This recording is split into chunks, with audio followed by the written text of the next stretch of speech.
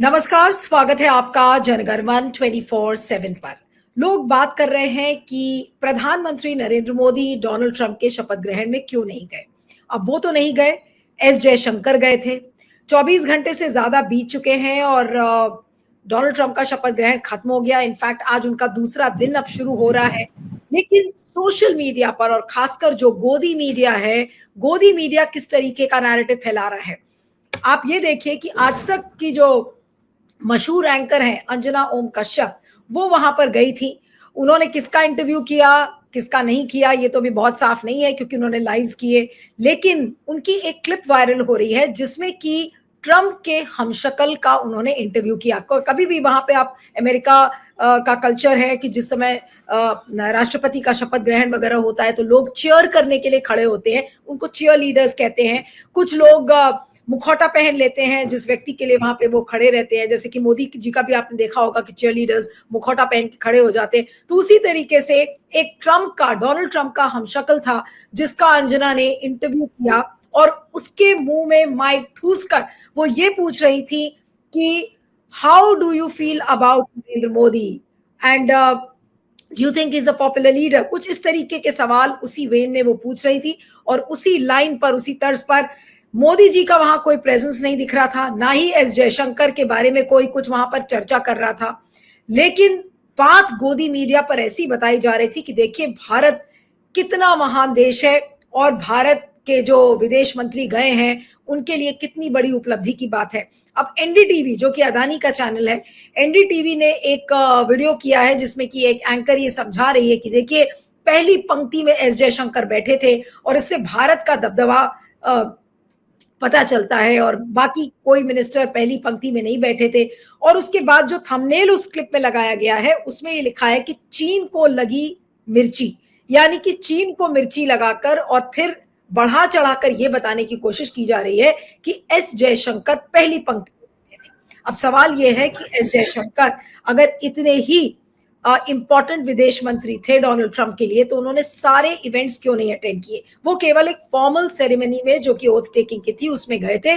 और गोदी मीडिया, क्योंकि इसमें मोदी जी की बहुत किरकिरी हुई, मोदी जी को बहुत बेइज्जत लोगों ने किया ये कहते हुए कि देखिए डोनाल्ड ट्रंप ने तो उनको बुलाया ही नहीं, तो गोदी मीडिया अब क्या करता। तो गोदी मीडिया ने, राज तक ने बहुत पैसे खर्च किए, अंजना ओम कश्यप को भेजा और अंजना ने ये बताया कि देखिए वो पॉपुलर इज मोदी, वो ये लोगों से उगलवाना चाह रही थी। और वो जो ट्रंप का लुकलाइक था वो ये कह रहा था कि yes we recognise India for the technocrats, यानी कि जो टेक्निकली साउंड लोग हैं वो उनकी बात कर रहा है। लेकिन अंजना ओम कश्यप प्रधानमंत्री नरेंद्र मोदी की बात कर रही है, यानी कि वो उगलवा रही थी वहां पर ट्रंप के हमशक्ल से कि भाई कुछ तो बोल दो प्रधानमंत्री नरेंद्र मोदी के लिए। वो एक लाइन के लिए शायद तरस रही थी कि कुछ तो कोई बोले प्रधानमंत्री नरेंद्र मोदी के बारे में और कम से कम उनका चैनल पे दिखा सके कि देखिए मोदी जी नहीं गए लेकिन मोदी जी के नाम की कितनी वाहवाही हो रही है। क्या आज मोदी मीडिया ने बिल्कुल बेशर्मी की पराकाष्ठा क्रॉस कर ली है? आज इसी पर हम चर्चा करेंगे। हमारे साथ गिरीश जोशी जी हैं, वरिष्ठ पत्रकार, पॉलिटिकल कमेंटेटर। गिरीश जी खुद आज तक के मैनेजिंग एडिटर रह चुके हैं, इसलिए उनसे अच्छा कोई नहीं बता पाएगा कि ये जो आज तक का कल्चर है और क्या हो गया है, इसके बारे में भी हम बातचीत करेंगे। जी आपका स्वागत है, thank you so much for joining. और अंजना ओम कश्यप की जो ये क्लिप वायरल हो रही है सर, उसके बारे में आप क्या कहेंगे, जहां पर वो मुंह में माइक डालकर और पूछ रही हैं कि भाई how popular is Modi, Modi को आप पहचानते हैं नहीं पहचानते, मोदी जी का दबदबा। और फिर अपने वो लाइव्स में ये बोलती हैं कि देखिए मोदी जी क्राउड में नहीं आना चाह रहे थे इसलिए वो 1-to-1 मीटिंग प्रेफर करेंगे, यानी कि वो जस्टिफाई कर रही है मोदी का एब्सेंस वहां पर। जी नीलू जी, इनको आप देखिए, नॉर्मली एक जानवर में हैबिट होता है, आप उसको खाना देते हो और आपको कहीं देख लेता है तो वो पूंछ हिलाने लग जाता है इस उम्मीद में कि खाना आ रहा है। अब ये इनको प्रैक्टिस पड़ गई है 10 साल से, तो उनको ये होता है कि नेगेटिव में से भी पॉजिटिव कुछ करके दिखाओ, तो ये ऐसे कुछ कर लेते हैं। अब जब डुप्लीकेट ट्रंप को अमेरिका में जाके पकड़ना था, इतना खर्चा क्या करना था, इंडिया में मिल जाता कोई उसका डुप्लीकेट, उसका मेकअप करवा देते। तो आई थिंक दिस इज हाइट कि भाई आप किस हद की चापलूसी करना चाहते हो। एनडीटीवी का आपने जैसे बताया कि चीन को लगी मिर्ची, और आपको याद हो तो 17-18 में कहीं पर भी चाइनीज मीडिया ने जिनपिंग के कोई जो पीएस थे उन्होंने बताया भी था कि they are very annoyed with the way the media is projecting the things which are not there on the ground. तो हम लोग जो भक्ति में जो हम लोग रिपोर्ट करते हैं, ये इनको नहीं पता होता है कि इंटरनेशनल रिलेशंस इसी खिंचाव में आ जाते हैं। आज भी आपका आमंत्रण नहीं मिला, इसके पीछे बहुत बड़ा मीडिया का ही रोल है। आप देखो वहां पर भी, जैसे अभी वो जयशंकर गए हैं, जयशंकर भारत को रिप्रेजेंट कर रहे हैं और नॉर्मल वे में कर रहे हैं, उसको इतना हाईलाइट करके कि वहां पे पहली लाइन में बिठाया गया था, पिछली लाइन में बिठाया गया था, और आप फिर उसको पूछ रहे हो डुप्लीकेट ट्रंप को कि you are also fan, you also admire, और वो जवाब देता है। इसके पहले भी किरकिरी हुई है न्यूयॉर्क में, जब वो कोई सरदार जी ड्रम बजा के आए थे मोदी जी के उसके प्रोग्राम के बाद, तो उन्होंने पूछा कि आप फैन हैं? बोले नहीं नहीं, हमको तो बजाने के लिए बुलाया गया, पता नहीं कौन आ रहा है, हम बजा रहे हैं। इसके बाद भी ये अपना इंप्रूव नहीं करे। This is not journalism. ये अपनी अपनी चैनलें खोल के उसको करवा दें, वो बेहतर रहेगा। आप देखिए इसमें तो अभी हाइट ऑफ, अगर हम सोशल मीडिया पे देखेंगे तो अर्णब गोस्वामी के आपको कितने साल ये ऐसी स्टोरियां मिल जाएंगी। अभी न्यूज लॉन्ड्री वालों का कहीं मैं इंटरव्यू देख रहा था, तो क्योंकि उन्होंने वो पोल खोल शुरू की तो 50 से 60 इनकम टैक्स की नोटिस आ गई, उनके वहां सर्वे हो गया, रेड हो गया, इलीगल काम किए गए, उनके मोबाइल लेके चले गए। हमको तो सिर्फ थैंक्स करना चाहिए chief justice Mumbai high court को, जिसने 21 सितंबर 2024 को इनको फैक्ट चेक यूनिट की नोटिफिकेशन को ही कैंसिल कर दिया। ये कोशिश तो ये सितंबर 24 में पूरी हो गई थी कि भाई ये नोटिफिकेशन अगर आ जाएगा तो फैक्ट चेक किया जाएगा, और अगर आप गलत पाए जाओगे तो आपको जेल कर देंगे। तो ये सोशल मीडिया जो इनको बहुत ज्यादा नुकसान पहुंचा रहा था, उसका इलाज तो इन्होंने करा था, लेकिन थैंक्स टू कहीं पे कोर्टों की अभी भी जमीर जिंदा है, जजेस भी बोल्ड हैं, जो कर रहे हैं कि भाई ऐसा नहीं होगा, और उसके बाद फिर उनको उसमें कोई करेक्शन करने का मौका नहीं मिला है। लेकिन what is done is done. मेरे को बिल्कुल याद है मिड डे में जब ही अंसारी ने शुरू किया था 1995 में, हमारे बहुत एक अच्छा मित्र थे, I think most of the India knows them, was J Dey, जिसका मर्डर हो गया था। तो वो जब लगे थे तो उसने एक बड़े ही बिजनेस एस्टेब्लिश के सामने उसने कुछ स्कैम निकाल के लिखा था, उसको धमकी दी गई थी। तो उसने जाके अंसारी साहब से बोला था कि मेरे को धमकी दी गई है, क्या करना है? बोले मेरे को रोज एक एपिसोड चाहिए इस बिजनेस हाउस का, तब तक लिखो जब तक वो मेरे पास आके ऐसे ना बोले कि सर इसको बंद करो। ये होता है जर्नलिज्म का बोल्ड अप्रोच।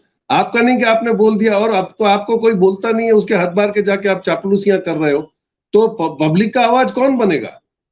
पब्लिक में ये तो लकीली नहीं। अब क्या आज तक के मैनेजमेंट ने अंजना ओम कश्यप को बोला होगा कि जाइए आप मुंह में एक कोई लुकलाइक के मुंह में माइक ठूसिए और आप इस तरीके से उगलवाइए मोदी जी के लिए चीज? क्या ये एडिटोरियल मीटिंग में अब इस तरीके से डिस्कस होने लगा है कि भाई नेगेटिव स्टोरी को भी एक पॉजिटिव तरीके से पेश करना है? क्योंकि आई एम श्योर आज तक के अंदर इस बात को लेकर तो चर्चा होगी कि ऑल्टरनेट मीडिया ने बहुत ज्यादा मोदी जी की किरकिरी की है, सवाल खड़े किए हैं कि भाई क्यों नहीं मोदी जी को बुलाया गया। तो अब कुछ पॉजिटिव नैरेटिव बनाना है तो कुछ भी मिल जाए और उसके साथ कर लो। ये क्या हो क्या रहा है?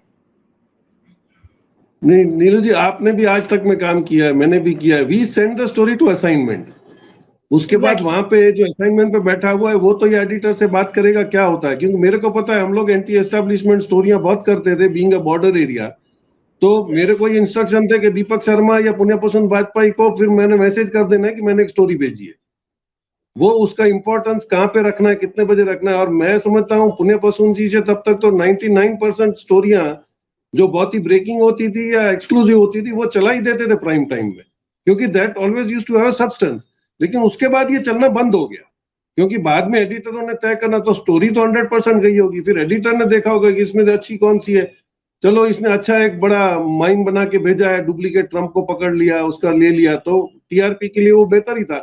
लेकिन उनको फन टाइम में चलाना चाहिए था, ये प्राइम टाइम में नहीं चलता ये ऐसी स्टोरियां। तो I think that is all over. लेकिन जैसे ऑपरेशन मोदी और शाह ने हमेशा से करे हैं कि उन्होंने सबकी फाइलें खोल के रखी हुई हैं, और मीडिया हाउसेस भी नहीं, उन्होंने जानबूझ के भी, आपको याद हो तो गांधीनगर में हर एक जज को एक प्लॉट और बंगलों का खर्चा दिया गया था। The only chief justice who refused was party वाला जो अभी सुप्रीम कोर्ट में बैठे हुए। उन्होंने बोला ये भी एज ए काइंड ये करप्शन माना जाएगा, मैं नहीं लूंगा। तो ये मॉरल होता था जजों का। तो मीडिया को तो आप देख लीजिए, उनको तो सारी फैसिलिटीज पहले ही दे दी जाती हैं, उनको बंगलोज दे दिए जाते हैं एडिटर को, फिर उनको फैसिलिटी दी, तो ये ऑब्वियस है, फिर वो गिव एंड टेक की फैसिलिटी हो जाती है। और एनडीटीवी जो नहीं मान रहा था, तो we have seen what happened to Pranav and Radhika Roy. तो ये शाम दाम दंड भेद से चलेंगे, लेकिन पब्लिक ओपिनियन आप बदल नहीं पाओगे, क्योंकि ग्राउंड में तो बातें होगी। और इसका जो पूरी चीजों में जो एक ही इलाज था, दैट वाज पद यात्रा। जो गांधी जी ने करा था, ये सिचुएशन ब्रिटिश गवर्नमेंट ने करी थी, no media, no press, no information. तो दो आदमी ने इंडिया में इनका वो तोड़ निकाला था। एक थे लोकमान्य तिलक, जिन्होंने गणेश की पूजा का प्रोग्राम शुरू किया। तो उसमें वो गणेश चतुर्थी में 7-8 दिन जो जमा होते थे, वो भजन करके अपने अपने ओपिनियन बताते थे कि आगे का एक्शन क्या है। That work very well. और फिर गांधी जी ने पद यात्रा करी, और लेटेस्ट में अगर हम देखने जाएंगे तो राहुल गांधी ने वही किया। उनका जो पूरा ग्रिप आया पब्लिक में, that was only because of that. तो ऐसा नहीं है कि इलाज नहीं होता है, इलाज तो जरूर होता है, but we will have to have an, लेकिन it's an very sorry state of affair के जर्नलिज्म जो मेन स्ट्रीम का है वो बिल्कुल गलत तरीके से चल पड़ा है।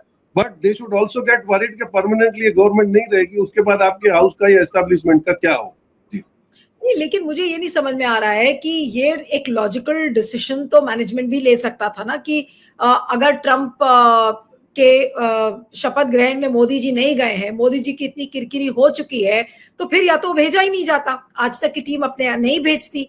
अब वहां से जो भी उन्होंने इतना पैसा खर्च करके अंजना ओम कश्यप को भेजा, लेकिन भेजने के बाद तो ऐसा लग रहा है कि चैनल की क्रेडिबिलिटी पर बट्टा बैठ गया, क्योंकि उनकी जिस तरीके से हंसी उड़ रही है और हर जगह वो क्लिप वायरल हो रही है जिसमें कि वो ट्रंप के लुकलाइक से बात कर रही हैं, आखिर उसकी जरूरत नहीं थी। और अगर उन्होंने शूट किया भी था तो वो स्टोरी ड्रॉप हो जाती, लेकिन फिर भी उसको चलाया गया। नहीं, ये स्टोरी आप और हम लोगों के लिए नहीं थी। वो जो 5 किलो अनाज खा रहे हैं, जिनको पता ही नहीं ट्रंप कैसा दिखता है, और जो इंग्लिश नहीं समझते हैं, तो उन्होंने देखा होगा ट्रंप जी का तो इंटरव्यू मिल गया, बहुत बढ़िया किया। तो I think that will not have any sense. लेकिन अभी कुछ है ही नहीं चलाने के लिए, तो आप क्या चलाओगे? आप बुरा भी नहीं चला सकते हो, अच्छा भी नहीं चला सकते हो, तो ये हैंडीकैप हो जाता है। और ये एक बात से तो अच्छा ही है कि चलो गलत भी, लेकिन डिस्कशन में तो आ गया। तो ये negative advertisement is also an advertisement. जी बिल्कुल बिल्कुल। लेकिन एस जयशंकर की कवरेज जो एनडीटीवी ने किया और ये बताया कि देखिए वो पहले पंक्ति में बैठे हुए थे और उनको बहुत बढ़ा चढ़ा के दिखाया, जबकि शायद ही कोई वहां पे उनसे कुछ बात भी कर रहा था, चुपचाप खड़े थे, देख रहे थे, लेकिन ऐसा बढ़ा चढ़ा के बताया गया जैसे कि डोनाल्ड ट्रंप ने खुद हाथ पकड़कर एस जयशंकर को बोला हो कि नहीं, आप मेरे सामने बैठिए जहां पर हम बोल रहे हैं। अब इस चीज पर आप क्या कहेंगे गिरी जी? नहीं, ये तो बिल्कुल एक डैमेज कंट्रोल करके पब्लिक के दिमाग में ऐसे कुछ तो डालना है कि भाई विश्व गुरु नहीं है तो कम से कम एशिया के गुरु तो हैं। कहीं से डिग्री कम हो गई, लेकिन कुछ ना कुछ तो एस्टेब्लिश करना पड़ेगा। Why NDTV wanted to tell that? अब चाइना को लगी मिर्ची, तो वो टीआरपी के लिए टाइटल अच्छा है, लोग देख रहे हैं। बाद में आप सब्सटेंस देखो तो उसमें चाइना की कोई उसमें उल्लेख है ही नहीं। तो ये पैकेजिंग और मार्केटिंग वाला कॉन्सेप्ट है कि पैकेजिंग अच्छा होना चाहिए, आइटम अच्छी नहीं होगी तो खाने के बाद आदमी कहाँ कंप्लेन करेगा। So I think this is has become a very daily trend. लेकिन अभी भी आप लोकल पेपर्स में वगैरह देखिए, आज कोई जो रीजनल मीडियाज हैं उनका तो एडवर्टाइजमेंट गवर्नमेंट से बंद हो गया, तो उन्होंने पब्लिक सेक्टर यूनिट्स को और इनको बोल दिया कि भाई एडवर्टाइजमेंट नहीं देना है। जो मीडियम और स्मॉल स्केल में जो थे उनके पास तो पैसा ही नहीं है ऐड देने का।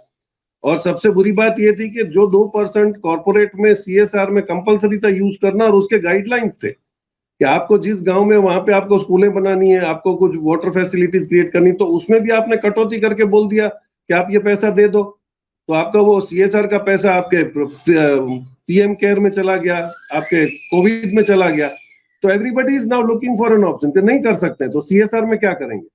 तो आपने सीएसआर काट दिया तो एडवर्टाइजमेंट बंद हो गई। तो अब everybody is dependent on government advertisements, और वो डायरेक्टली दे रहे हैं।